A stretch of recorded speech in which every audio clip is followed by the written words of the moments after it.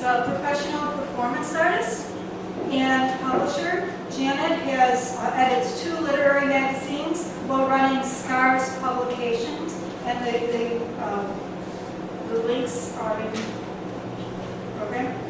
She has 90 plus books published, poems, prose, novels, art, has sung in 3 bands, has shows around the country, and her CD releases, over 40, appear on iTunes and other online vendors. Starting in 2010, Janet is still hosting the Gallery Cafe, Chicago Open Mic Poetry, and there's poetry, video, podcast. It's open mic plus the feature. It's a wonderful place to go every other Wednesday. I really recommend it. Let's give a hand to Janet.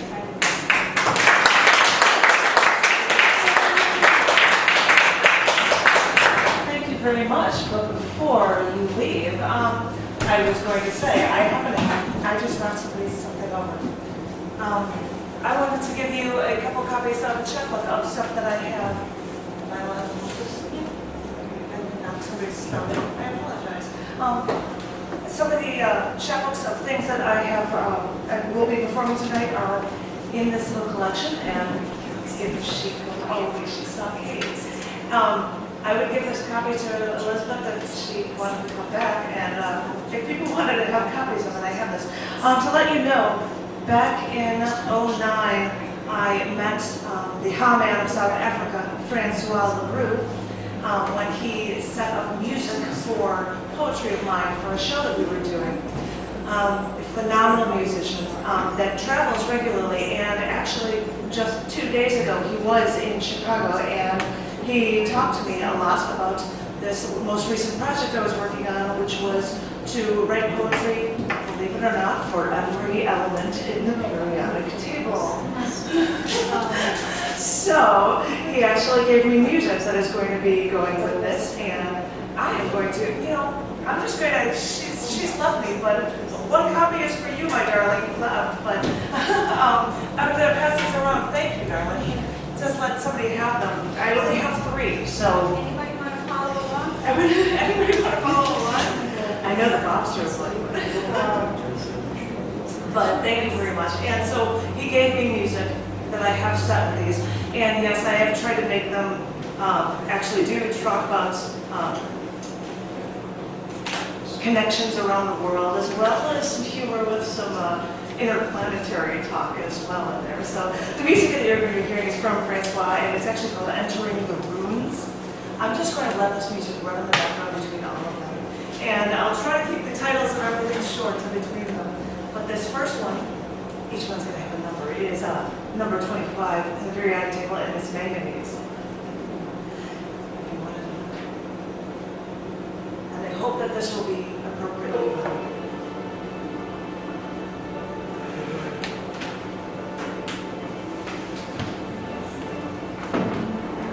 I wanted plants around.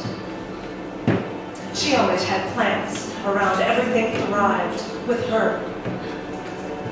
Ever since she died, my home has become a jungle. Let me have control over this. Let me add water nearly daily to the plant that I bought when I visited her, or the tree that she gave me years ago. Add plant food to the water because I don't want anything to die. Trim the dead leaves because they would remind me that even nature misses her. Keep plants near windows. They need their light. Their manganese needs it for their chlorophyll production. I should stock up on manganese plant supplements because their manganese assimilates the carbon dioxide in photosynthesis. So, breathe in our carbon dioxide and give me more of my precious oxygen so we can realize how we depend on each other so. I'll make sure nothing happens to you. I'll make sure you get everything you need.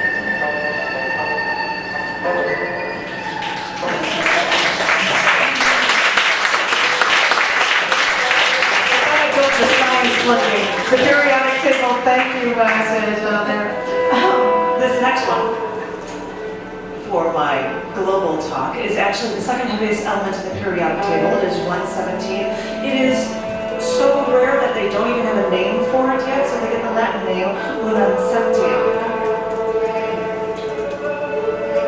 I know you were out there for years, but to get you after toiling in my Dublin lab, we had to ask the Americans over in Tennessee if they would send us some of their wares.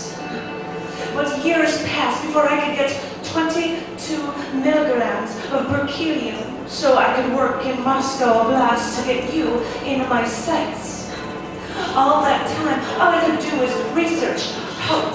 I'd work, I'd go, and I'd stand on my own, and I'd leave on my own, wondering how long it would take before I'd see what you might be like.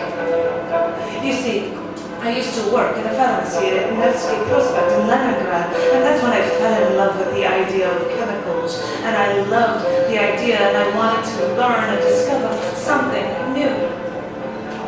That's when you came into the picture. Because after years of work, I still waited for those damn Americans to come through for us. I mean, we're scientists, we're supposed to be on the same side. This is all about discovery. And the thing is, the higher we got in our research, the more stable we got on our little island of knowledge. But this waiting was exasperating. I got to the point where I got tired of trying to tell myself that I had something to discover, something to share, somebody would want to hear.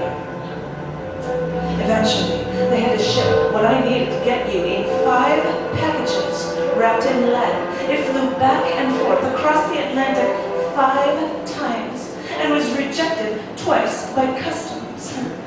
But once I got what I needed, you were just about the heaviest thing I could imagine. Then again, you had me spinning around over the years for you, so it wouldn't surprise me if you could do the same for me. So I'd work while listening to the radio, and active actions from you would come to me in short bursts. But I'll take whatever I can get in my little corner of the world. This is research, and this is what I do to learn what I can from you.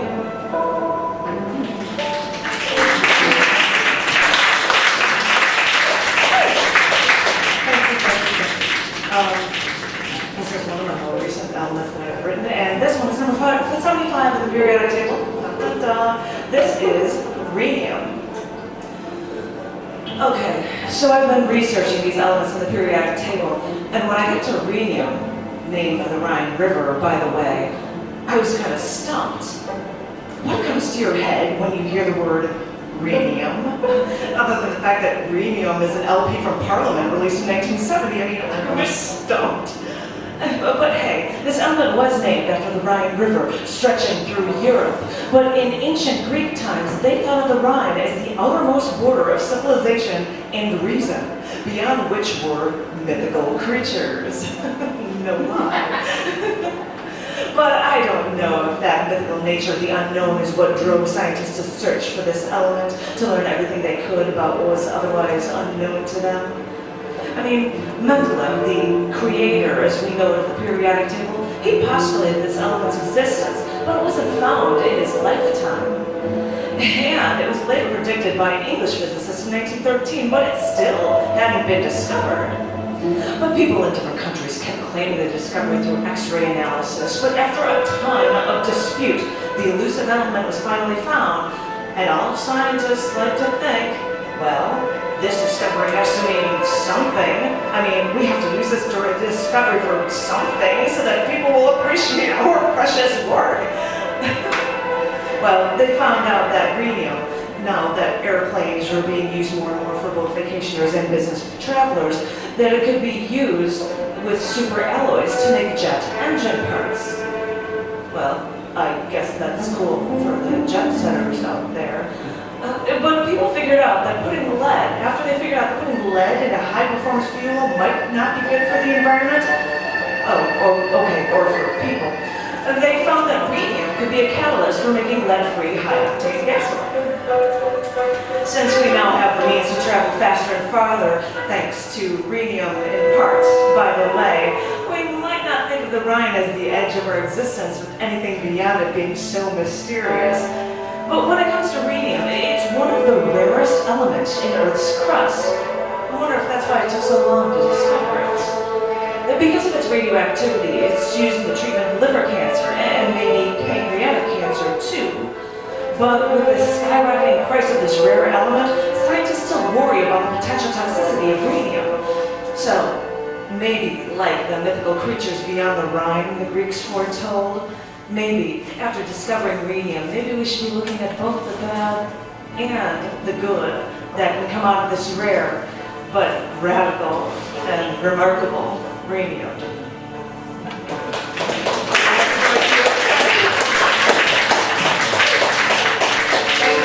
This is my humor one for you. I won't tell you the number, but this is a poem called Dibernium. Spending another Saturday night alone, I watched an old episode of Star Trek. In this episode, Captain Kirk, McCoy, and Sulu were beamed down to a planet with no magnetic field. After the Enterprise disappeared from their sensors, Kirk hears Sulu say, "The basic substance of this planet is an alloy of dibernium osmium." And my brain stopped when I heard this elemental scrap. I racked my brain. Wait a minute. I know osmium is the densest metal in the periodic table, but dibernium? I know Star Trek mentions many elements and isotopes when they talk science. Hydrogen, its isotope deuterium, transparent aluminum, even dilithium, which scientists are trying to use now to boost speed for long-distance space travel. So I had to research this elusive dibernium. Now, the Memory Alpha at Star Trek Wiki confirms that an abandoned Kalandan outpost was built on an artificial planet composed of a dibernium osmium alloy. And according to the Starfleet Medical Reference Manual, the element dibernium had the symbol DB, atomic weight 319, and atomic number 122. Okay, this poet's paying far too much attention to the periodic table, but I know that 118 is as high as the table goes. But like the periodic table addict, I still had to look into science fiction to pique my curiosity. The Star Trek Freedom Wiki explained that dibernium is a metallic element with phaser-like qualities. Okay, fine. Maybe I'll worry about these undiscovered elements only once they're discovered, because without actual phasers to worry about in the present, I think I'll stick with the elements we do know right now.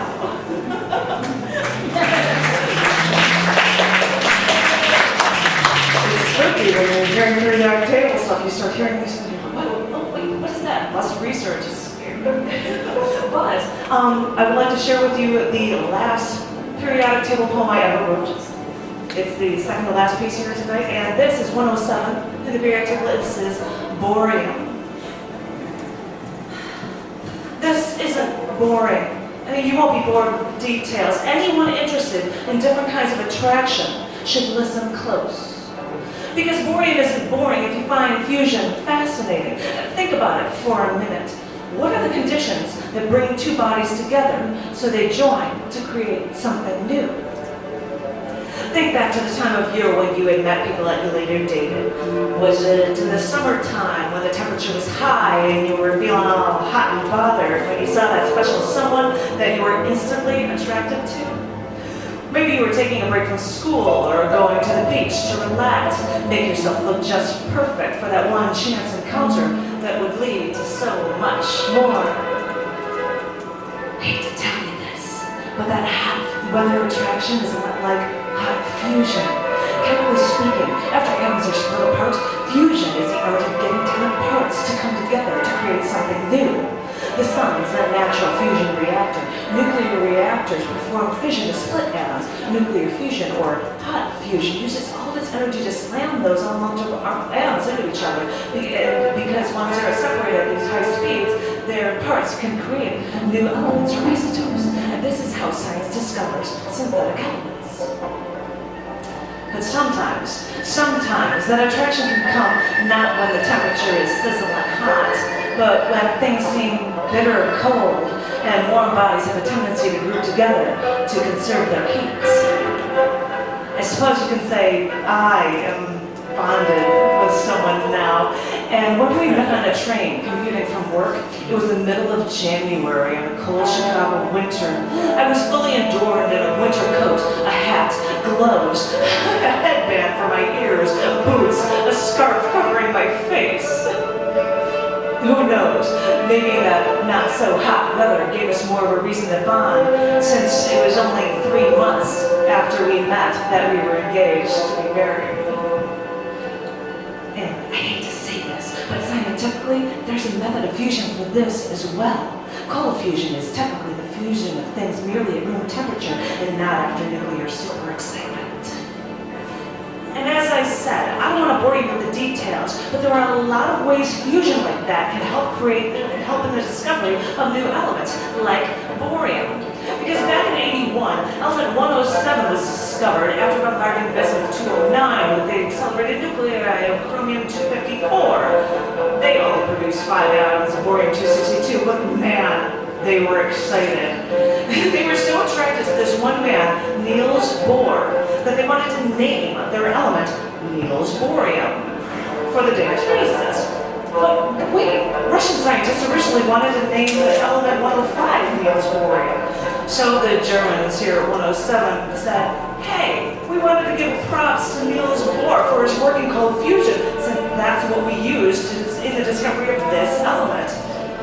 So the Russians relented, but the element naming commission said, wait a minute, we have never named an element after the full name of anyone. So after they temporarily gave it the name Unmilseptium, UNS, for 107, they later settled for just the last name and crowned this little gem Bohrium. And yeah, there are tons of isotopes of borium from all that atom smashing and bonding with half-lives of a quarter millisecond to 90 minutes. But there aren't many atoms of this stuff, so all its properties are only extrapolated from knowing its place in the periodic table. But knowing still that I'm going to start that sentence again. But still, knowing how fusing things together is the only way to make this new element, that makes you put a whole new spin on bonding, attachment, creating something new that almost puts a glimmer in your eye and makes you smile again.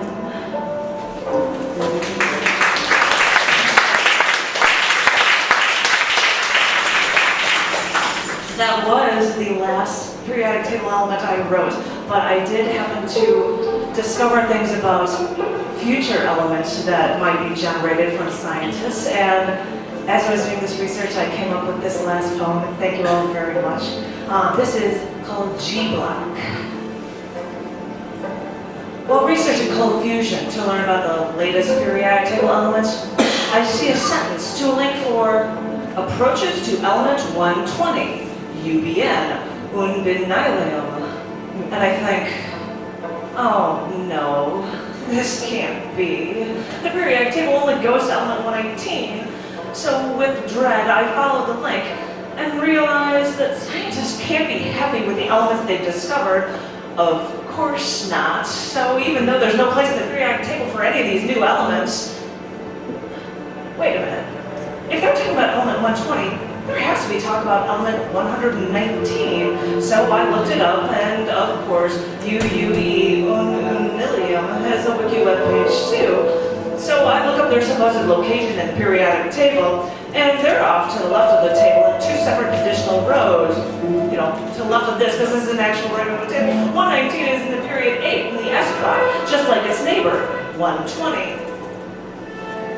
Whatever that means. I mean, really, have I done enough research on these elements already? But I looked at it, wait, they said it's just to the left of hydrogen, which is also in that S block. So in the periodic table, it contains 4 blocks, S, P, D, and F blocks, giving you details about the atoms therein. But then I see a link there for the extended periodic table. Of course, an extended periodic table. So I look, and because all of these are super heavy elements, the theoreticians, including people like Seaborg, who theorize about many of these now postulated elements, they drop this new set of 12 121 and up elements into the G block. Yes, the G block. Ask any prisoner in the G block and they'll swear the prosecution made everything up to put them behind bars. And I wonder if all these elements, which are still undiscovered, how much of these G block elements are the chemists really actually making up? But as far as they can hypothesize, this G block in the periodic table contains 18 elements with partially filled G orbitals in each period. I've read documents postulating the first G block elements at 121 that claim the hypothesized element 126 could be within an island of stability, which means it's resistant to fusion, but not to alpha decay. They've tried to create element 119, 120, 121, 124, 126, and 127, and some scientists once claimed that they actually discovered an isotope of 122 occurring naturally. But wait a minute, let me think about this. If the G block is made of 12 elements, that would mean that the edge of the G block was element 132. And still, I've seen that extended periodic table has superactinides and eco-superactinides listed all the way up to 184. Resin, frozen. Mumble, grumble. I mean, can the elements even actually exist with that heavy a weight? Isotopes of some synthetic elements last only milliseconds. And as far as I know, the only way these super heavy synthetic elements can be created is by smashing an atom with a ton of neutrons into an atom of a synthetic element. You know, like one with a half-life of like milliseconds. Can scientists ever even be able to try to create these only predicted super heavy synthetic elements? Because it's really unknown how far that periodic table extends beyond the discovered element 118. But some predicted amounts at 128, some predicted amounts at 155. Some first guessed that the table couldn't go past 137, but then they later calculated the end was 173. Resin, fresh. With all these guesses, I can't hear myself as speeching, but I'm not quite sure any of these chemists are saying the right answers either. Being whenever I can only guess if any of these elements can ever even be created. Okay, fine. I'm just a poet trying to learn a thing or two to refresh my memory on the periodic table and keep my science know-how up to par. Maybe I'll just have to wait until they actually discover a new element and be content when they discuss elements in astronomy and science shows where I can actually understand what they're saying and think, wait, I think I knew that. Because, okay, I'm only a poet, but I welcome every new discovery as it comes with open arms.